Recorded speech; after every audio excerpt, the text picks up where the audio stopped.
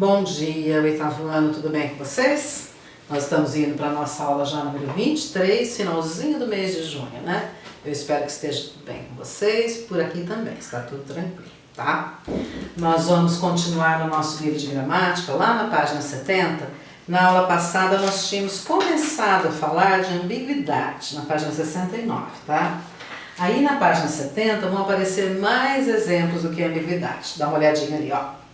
O duplo sentido e até o múltiplo sentido é comum nas línguas. Na maioria dos casos, os contextos da frase e da situação indicam a interpretação correta, evitando a ambiguidade. Então veja o exemplo aí, olha. A Helena está me esperando perto do banco. Aí você pode entender, que banco? Banco Bradesco ou Banco do Jardim, né? Olha lá, esse banco é um assento ou é uma agência bancária? Veja como a frase poderia ficar mais clara sem ambiguidade. Pessoal, lembrando que a ambiguidade ela é um defeito, tá? Se você escreve uma frase ambígua, se você escreve uma frase com duplo sentido, ela não vai ser entendida da mesma maneira, a não ser que seja essa a sua intenção. Se a sua intenção foi realmente escrever uma frase que possa ter dois entendimentos, aí a ambiguidade se justifica. Caso contrário, ela é um defeito, tá? Então veja, como que aquela frase da Helena lá poderia ser descrita? A Helena está me esperando perto do banco da praça. A Helena está me esperando perto do banco onde ela trabalha. Aí a palavra banco, ela está definida, ela está explicada, aí ela não é ambígua, né? Lá no primeiro exemplo ela tem ambiguidade, nos de baixo não tem. Agora observe esta frase. O soldado estava procurando pelo cabo. Cabo que é esse? O cabo que é amigo dele? Que também é uma das qualificações lá do exército, ou é um cabo de vassoura? Não sei, né? O cabo do bule, o cabo da panela? Não sei. Esse cabo é um militar ou é o cabo de uma ferramenta? Tá? Então aí a frase precisa ser reescrita para eliminar a ambiguidade. Vamos lá. 8. Então aí lá no seu caderno, você coloca lá a data de hoje, certo? Coloca a página do livro, qual é o livro, a página, e coloca lá exercício 8. Então vamos ver. Reescreva a frase eliminando o duplo sentido. Crie duas possibilidades, cada uma atribuindo um dos sentidos possíveis à palavra cabo. Então o exercício pede que você reescreva duas vezes a mesma frase para designar cada um dos sentidos de cabo. Então a primeira pode ficar assim, ó. O soldado estava procurando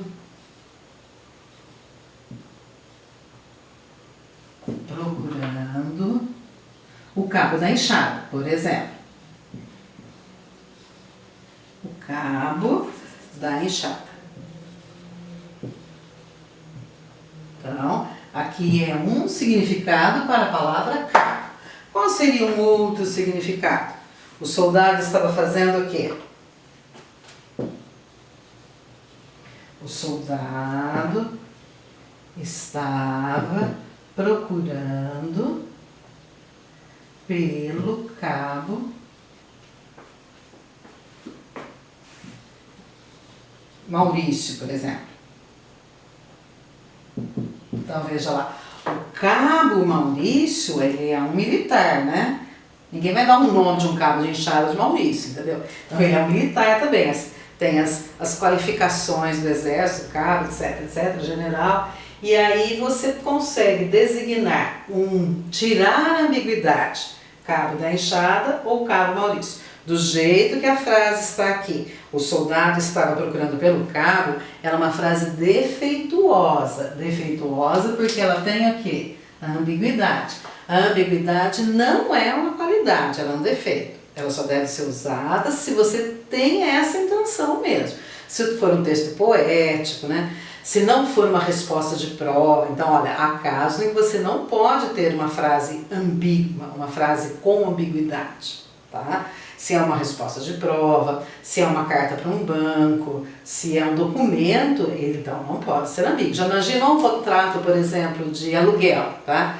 Um contrato de aluguel entre duas pessoas e esse contrato tiver ambiguidade? Aí não pode, tá? É um defeito, certinho? 9. Observe as frases e formule perguntas que mostrem qual é a ambiguidade. Faça como no exemplo a seguir. Tomei o apito da Elisa. Tomei o apito que estava com a Elisa ou o apito que pertencia a ela? Isso, então quando você fala tomei o apito da Elisa, você pode ter duas possibilidades. O apito estava perto dela ou era o apito dela, tá? Preciso da chave da maleta que estava na sala. O que estava na sala? A chave ou a maleta? Então você tem que escrever assim, ó. O que estava na sala? A chave ou a maleta? Então, quando você faz essa pergunta, mesmo que seja aí na sua cabeça, você consegue tirar a ambiguidade, tá? Na letrinha, essa é a letrinha A. Na letrinha B. Viajando de ônibus na estrada, vimos o Lucas. Quem que estava viajando no ônibus? Nós ou o Lucas?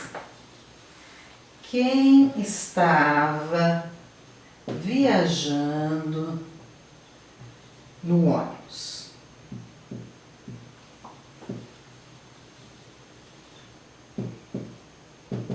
Nós ou o Lucas? Então, dependendo da resposta que você der para essa pergunta aqui, aí você vai ter a ambiguidade desfeita. Você vai tirar esse problema que é a ambiguidade nessa frase. Mesma coisa que acontece na frase A. Tem mais uma agora, a C.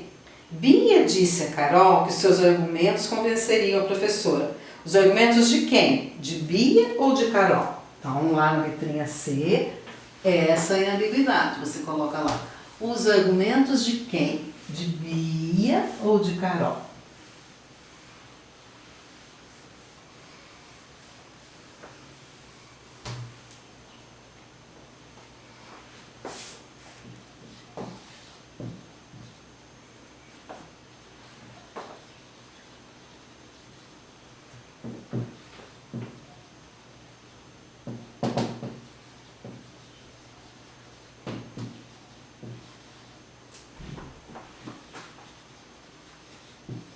Certo? Então, quando você faz essas perguntas aí, mesmo que essas perguntas sejam feitas só na sua cabeça, aí você já consegue reescrever a frase tirando esse defeito da ambiguidade.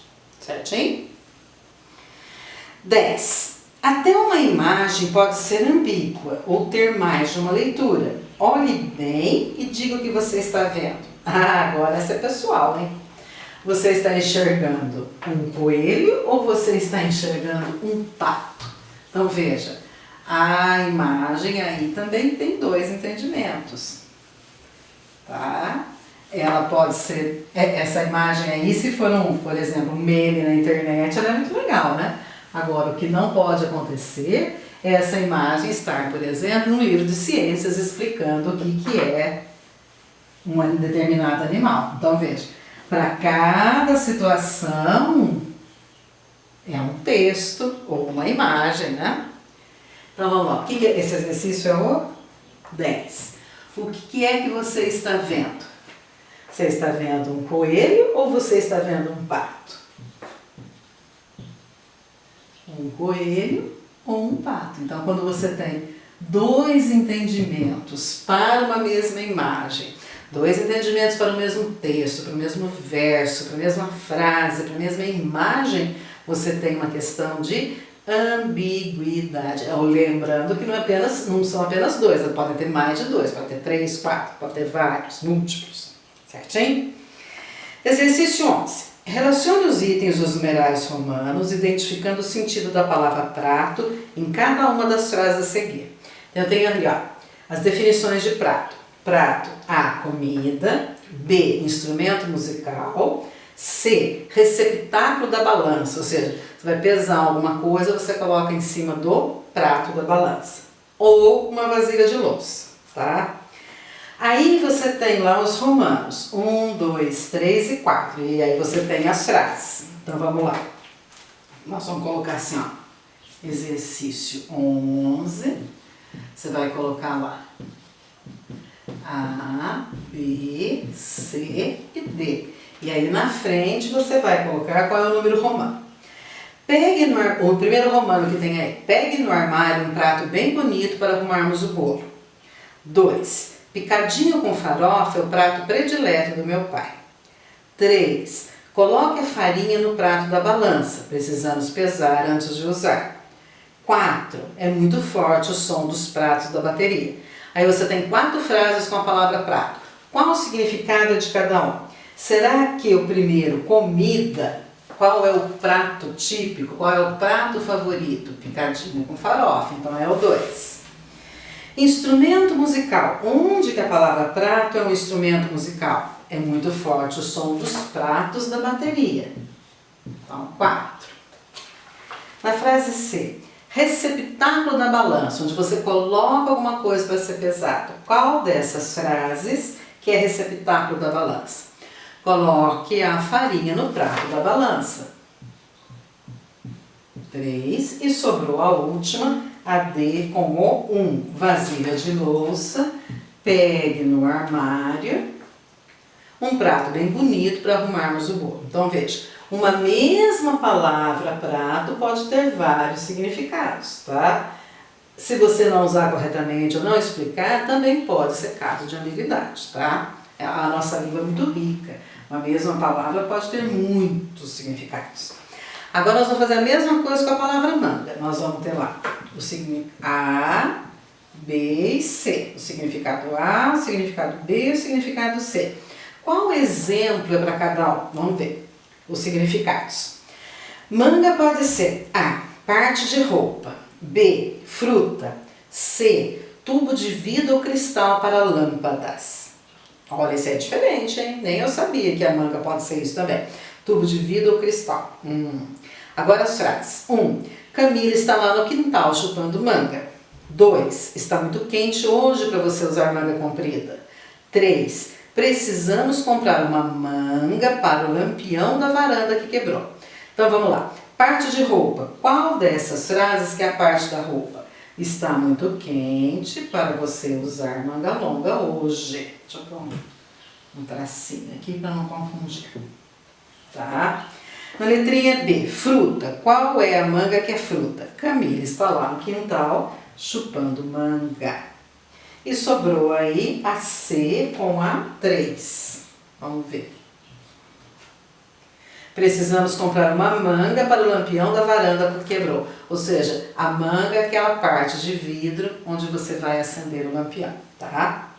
Outras vezes não é possível dizer qual é o sentido usado pelo autor do texto se não considerarmos o contexto, a situação. Isoladas, as frases seguintes são ambíguas. Não foi esse prato que eu pedi, não gosto desse tipo de manga. Ah, sim, se você não especificar a situação, você não vai saber o que é o prato aí. Se você não especificar o que é aí, você não vai saber se é manga fruta ou manga camisa. Olha, mas veja como é fácil entender o sentido se elas aparecem em uma situação concreta. Então você tem aí uma situação, ó. Não foi esse o prato que eu pedi. E o garçom olhando com aquela cara meio estranha, então o cliente está falando que não foi esse prato, não foi essa comida que eu pedi. Não foi esse prato que eu pedi. Então a mulher reclamando, olha, eu tinha pedido aquele prato lá da prateleira, você me trouxe outro. Não gosto desse tipo de manga, ou seja, não gosto dessa manga bufante, apertada, com babado, não sei. Ou, não gosto desse tipo de manga, manga coquinho, manga espada, manga comum, qual tipo de manga que você gosta, certo? Então, muitas vezes você precisa de todo o contexto da história para entender uma determinada palavra, tá? Agora vamos ver. Dependendo do texto e de sua finalidade, a ambiguidade pode ser prejudicial. Isso, dependendo do texto, ela é um defeito. Em um texto científico ou informativo, ou pode ser um fator de enriquecimento, se for na linguagem poética, na propaganda, no humorismo, que o próprio autor procurou alcançar através de uma cuidadosa seleção de palavras. Veja o exemplo abaixo e responda as questões. Família muda vem de tudo. Qual é a ambiguidade que tem aí? A família muda? A família inteira não fala ou a família inteira está se mudando? Então veja, às vezes, né, a ambiguidade também pode causar uma situação de humor, uma situação engraçada. 13. Pense um pouco nos sentidos da palavra muda. Nas frases abaixo, substitua as palavras em destaque por outras com sentido equivalente, ou seja, sinônimos. Karina ficou muda de espanto. Karina ficou o quê? Qual é a palavrinha que eu coloco aí no lugar de muda? Karina ficou calada, né? A feira muda para a praça na próxima semana. A feira muda, a feira se muda. O que eu posso colocar aqui? Ela se transfere, ela troca, né? Ela vai se transferir de local. Então veja, muda pode ser calada ou mudar pode ser trocar. 14. Agora vamos observar o cartaz. A família muda ou está de mudança? Se a família está vendendo tudo, é porque a família está de mudança. Não importa se ela é, não é o caso aí de falar que ela é muda. A família está de mudança, né? Para outro lugar. Por isso que eles estão o quê? Vendendo tudo.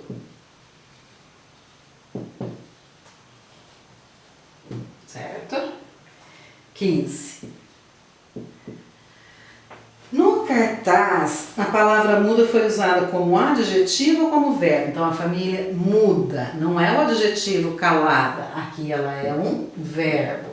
Qual é o verbo? Verbo mudar no sentido de transferir. Ela está se transferindo para outro lugar.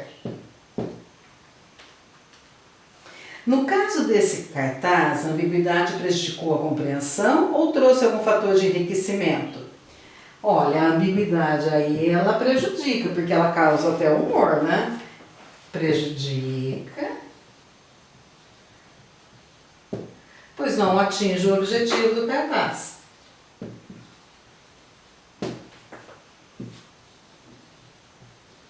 Um cartaz, um anúncio, uma propaganda tem que ser objetivo, né?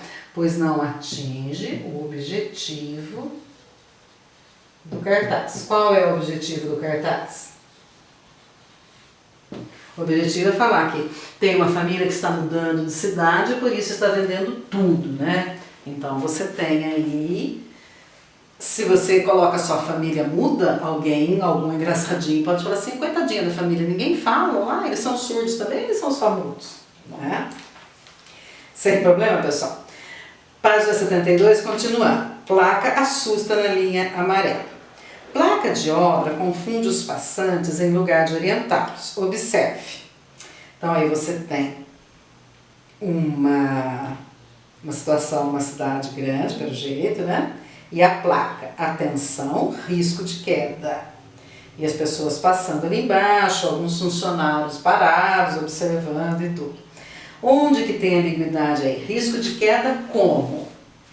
Risco de você cair é um impedimento. Cuidado, você pode cair, pode acontecer uma queda.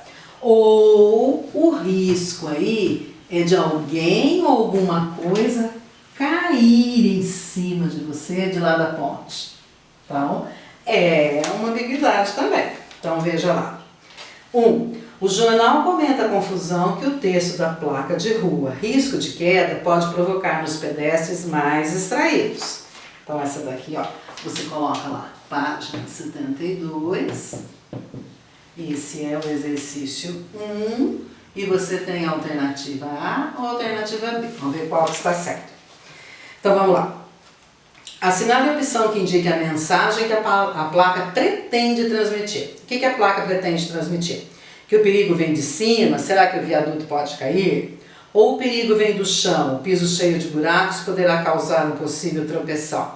Eu acredito que é a letra B, tá? O perigo vem do chão. Cuidado, esses buracos podem fazer com que você caia. Cuidado, risco de queda. E não alguma coisa cair de lá de cima, né? 2. Para corrigir essa ambiguidade, palavras poderiam ser acrescentadas à palavra queda para cada uma das opções? Então vamos lá. Cuidado, queda do viaduto ou queda dos pedestres. Então vamos lá. 2. A queda é do viaduto. Cuidado, queda do viaduto. Ou cuidado, queda de pedestres. A que se refere cuidado? Você que é pedestre tem que ter cuidado para não cair, ou você tem que caminhar ali observando se o viaduto não vai cair? Complicado, né? Tá. 3. Organize os termos listados a seguir em 2 categorias, agrupando-os pelo sentido ou por alguma característica que tenham em comum. Depois, dê um nome a cada uma das categorias, escolhendo um termo hiperônimo que corresponda aos termos hipônimos agrupados. Lembra hiperônimo? Hiperônimo é aquela palavra que quando você vai lá no supermercado, está escrito no alto do corredor. Então, se você tem lá assim, por exemplo, matinais, esse é um hiperônimo. Hipônimos são as palavras que vão ter naquele corredor. Então, o que você pode encontrar no corredor de matinais? Toddy, Nescau, leite em pó, maisena, aveia, margarina, manteiga, ou seja, tudo aquilo que você usa no café da manhã. Então, matinais, ali escrito lá no alto, hiperônimo. Café, achocolatado, leite em pó, margarina são hipônimos, tá? Agora veja aí a lista que nós temos. Alho, coentro, pimenta, azeite doce, cominho, sal, camarão, mexilhão, siri, carangueja, ostras e sururu. Então veja, o que é cominho? Cominho é um tipo de tempero. O que é mexilhão? É um fruto do mar. O que é sururu? Também é um fruto do mar. Ó, já dei a resposta. Então você tem aí, ó, no exercício 3, você tem 2 conjuntos. 2 hiperônimos. Esse aqui é um hiperônimo. Hiperônimo. E esse daqui também é um hiperônimo. O que nós vamos escrever nessa plaquinha aqui? São 2 plaquinhas que nós temos. O que vai escrever no primeiro? Você pode escrever no primeiro assim, ó. Temperos.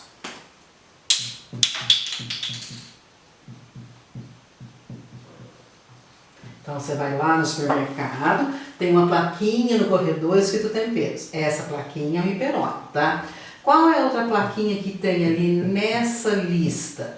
Frutos do mar. Agora, quais são os hipônimos? Vamos vendo aqui na nossa lista. Alho, então, alho entra aqui, coentro, pimenta, o que mais? Azeite doce,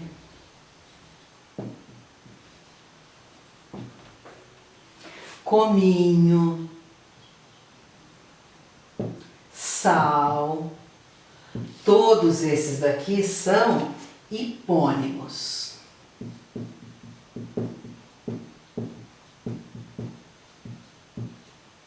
Tá? Agora vamos ver a outra plaquinha do supermercado. A outra plaquinha do supermercado está escrito assim, frutos do mar. Quais são os frutos do mar que tem aqui? Camarão, mexilhão, siri, caranguejo, ostras e sururu. Então veja, todos esse daqui é a plaquinha é um hiperônimo. Esse daqui, essas palavras são hipônimos. Para que serve isso? Serve para você não repetir palavras, né? Então, se você está fazendo alguma coisa ali com camarão, por exemplo, uma frase com camarão, e você já escreveu várias vezes a palavra camarão, você pode escrever o que no lugar? Frutos do mar, tá? Você está falando uma outra frase em que você já usou várias vezes a palavra alho, e você não quer repetir a palavra alho, o que você usa? O tempero. Então, essa é a função de saber se é hiperônimo ou hipônimos. Que palavra você pode colocar no lugar de outra para evitar a repetição. A ambiguidade, a repetição são erros, né? São problemas que causam um entendimento adequado. Ou a repetição, ela cansa, né? Ela cansa o leitor, ela cansa quem está escrevendo, porque o texto fica repetitivo. Quando você troca a repetição por um sinônimo, aí o texto fica melhor, fica mais adequado. Certinho? Eu vou deixar então para vocês a tarefa de casa, esse texto 2 aqui, olha lá. Quem tem raízes nessa terra cultiva coisas boas. Aí você tem lá confiança, bons negócios, total atenção, tradição. E aí depois vocês respondam as perguntas de 4 a 9, certo? Beijo.